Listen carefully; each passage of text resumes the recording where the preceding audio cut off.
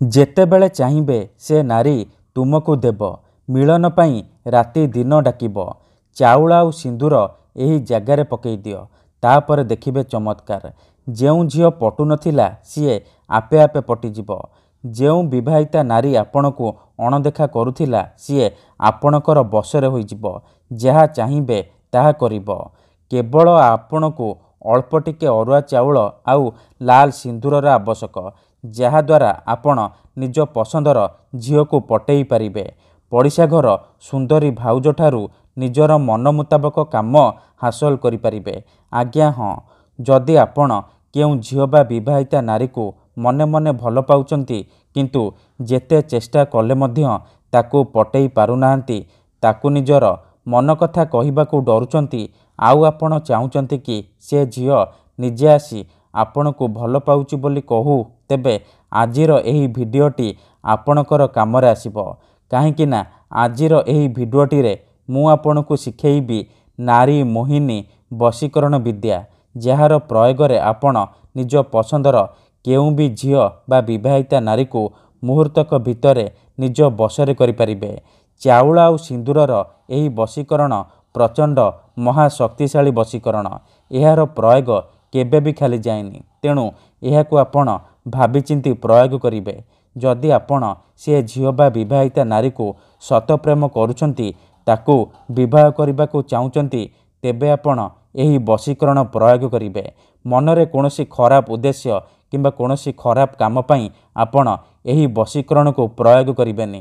କାହିଁକି ନା ମାତ୍ର ଥରେ, ହଁ ଫ୍ରେଣ୍ଡସ୍, ମାତ୍ର ଥରେ ଯେଉଁ ଝିଅ ବା ନାରୀ ଉପରେ ଆପଣ ଏହି ବଶୀକରଣକୁ ପ୍ରୟୋଗ କରିଦେବେ, ସିଏ ସେହି ସମୟଠାରୁ ଆପଣଙ୍କର ବଶରେ ହୋଇଯିବ, ଆପଣଙ୍କର ଗୁଲାମୀ କରିବ। ଆପଣ ତାକୁ ଯାହା କହିବେ, ଯେମିତି କହିବେ ସିଏ କରିବ। କୌଣସି ପ୍ରକାର ବାଧା ଦେବ ନାହିଁ।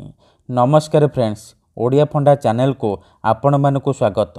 ଆପଣ ସମସ୍ତେ ମନେ ମନେ କେଉଁ ନା କେଉଁ ଝିଅକୁ ପଟେଇବାକୁ ଚାହୁଁଥିବେ, କିନ୍ତୁ ଇଏ ଏତେ ସହଜ ନୁହେଁ।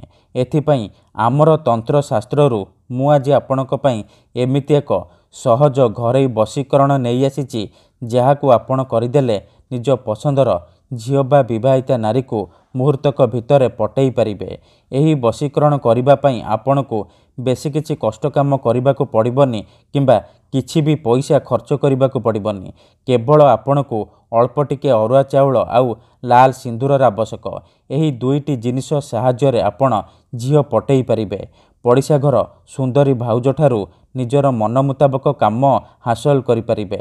ଶାଶୁ, ନଣନ୍ଦ, ଦିଅର, ଭାଉଜ କାହାକୁ ବି ନିଜ ବଶରେ କରି ତାଠାରୁ ନିଜର ମନ ମୁତାବକ କାମ ହାସଲ କରିପାରିବେ। କିମ୍ବା ଯଦି ଆପଣ କେଉଁ ଝିଅକୁ ବହୁତ ଦିନ ହେଲା ଭଲ ପାଉଛନ୍ତି, ହେଲେ ସେ ଝିଅ ଆପଣଙ୍କୁ ଭଲ ପାଉନି, ଅନ୍ୟ କାହାକୁ ଭଲ ପାଉଛି, ଆଉ ଆପଣ ସେ ଝିଅକୁ ଫେରି ପାଇବାକୁ ଚାହୁଁଛନ୍ତି, ତେବେ ମାତ୍ର ଥରେ ଆଜିର ଏହି ଉପାୟ କରିକି ଦେଖନ୍ତୁ। ଏହି ଉପାୟକୁ ଯିଏ ବି କରିଛି ସିଏ 100ରୁ 100% ସଫଳ ହେଇଛି। ନିଜ ପସନ୍ଦର ଝିଅ ବା ନାରୀଠାରୁ ନିଜର ମନ ମୁତାବକ କାମ ହାସଲ କରିପାରିଛି। ତେବେ ଏହି ବଶୀକରଣ କରିବା ଅତି ସହଜ। ଏହାକୁ ଆପଣ କିପରି କରିବେ, କେମିତି କରିବେ, ଏହାର ପ୍ରୟୋଗ ବିଧି କ'ଣ, ମୁଁ ଆପଣଙ୍କୁ ବତେଇବି। ସମ୍ପୂର୍ଣ୍ଣ ପ୍ରୟୋଗ ବିଧି ଠିକ୍ ଭାବରେ ବତେଇବି। ଜାଣିବା ପାଇଁ ଭିଡ଼ିଓଟିକୁ ମୂଳରୁ ଶେଷ ପର୍ଯ୍ୟନ୍ତ ପୁରା ଧ୍ୟାନ ସହିତ ଦେଖନ୍ତୁ। ବିଧିଟି ଜାଣିବା ପୂର୍ବରୁ ମୋର ଆପଣମାନଙ୍କୁ ଅନୁରୋଧ କି ଯଦି ଆପଣ ଆମ ଚ୍ୟାନେଲକୁ ନୂଆ ଆସିଛନ୍ତି, ତେବେ ଦୟାକରି ଚ୍ୟାନେଲକୁ ସବସ୍କ୍ରାଇବ୍ କରି ପାଖରେ ଥିବା ବେଲ୍ ଆଇକନ୍କୁ ମଧ୍ୟ ଦବାଇ ଦିଅନ୍ତୁ, ଯାହାଦ୍ୱାରା ଆମେ ଯେଉଁ ବି ଭିଡ଼ିଓ ଅପଲୋଡ଼ କରିବୁ ସର୍ବପ୍ରଥମେ ଆପଣ ଦେଖିପାରିବେ ଆଉ ତା'ର ଲାଭ ପାଇପାରିବେ। ମନେ ରଖନ୍ତୁ, ଏହି ବଶୀକରଣ ବିଧିକୁ ଆପଣ କେଉଁ ବି ବାରରେ କରିପାରିବେ, କିନ୍ତୁ ଯେବେ ବି କରିବେ ଭଲ ଭାବରେ ହାତ ଗୋଡ଼ ମୁହଁ ଧୋଇକି ସଫା ବସ୍ତ୍ର ପିନ୍ଧିକି ଆପଣ ଏହି ବଶୀକରଣକୁ ଆରମ୍ଭ କରିବେ। ପ୍ରଥମେ ଆପଣ କ'ଣ କରିବେ, ଅଳ୍ପ ଟିକେ ଅରୁଆ ଚାଉଳ ଆଣିବେ ଆଉ ଲାଲ ସିନ୍ଦୁର ଆଣିବେ। ତାପରେ ନାଲି ରଙ୍ଗର ଆସନ ପକେଇକି ଦକ୍ଷିଣ ଦିଗକୁ ମୁହଁ କରିକି ବସି ପଡ଼ିବେ। ଧ୍ୟାନ ରଖିବେ ଯେମିତି ଆପଣଙ୍କୁ କେହି ଦେଖିବେନି କିମ୍ବା ଅଧାରୁ ଡାକିବେନି। ତାପରେ ଚାଉଳ ଆଉ ସିନ୍ଦୁର ଯେଉଁ ଆଣିଛନ୍ତି ତାକୁ ଆପଣ ଏକାଠି ମିଶେଇବେ। ମିଶେଇବା ସମୟରେ ଆପଣ ସେଇ ଝିଅ ବା ନାରୀକୁ ମନେ ମନେ ଭାବୁଥିବେ, ତା'ର ମୁହଁକୁ ନିଜ ମନରେ ଭାବୁଥିବେ। ତାପରେ ଏହି ମନ୍ତ୍ରକୁ 7 ଥର ପଢ଼ିବେ। ଓମ୍ କାମାକ୍ଷା କାମେଶ୍ୱରୀ ଆମୁକଂ ବଶୀଭୂତାୟ କରତି। ଓମ୍ କାମାକ୍ଷା କାମେଶ୍ୱରୀ ଆମୁକଂ ବଶୀଭୂତାୟ କରତି।